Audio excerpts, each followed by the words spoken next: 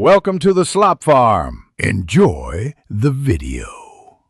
In this video, I will show how to make crab with Orbeez, updated. Begin by sanitizing all tools and chilling crab meat, then hydrate edible safe Orbeez to manufacture a texture. Measure binder and herbs precisely and mix gently with crab to avoid breaking flakes.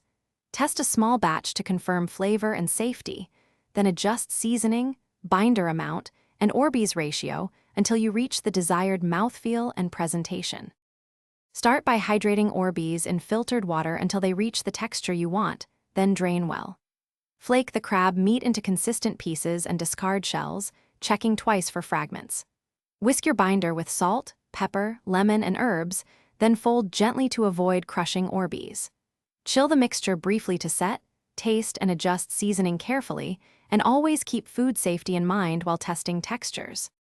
If you are finding this video helpful, please subscribe and like to support the channel. Quick recommendation: the new Kindle Paperwhite is excellent for reading recipes, food science guides, and notes while you experiment in the kitchen. It's lightweight and has long battery life.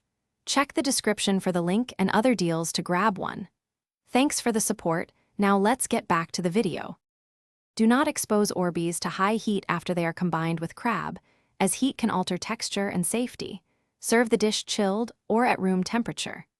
Use chilled serving trays and keep a small cooling element beneath plates when presenting to guests. Portion into bite-sized servings and label them clearly so guests understand the edible Orbeez. Enjoy the contrast of tender crab and springy Orbeez while monitoring freshness carefully throughout service. Thanks for watching. Consider subscribing if we helped you today.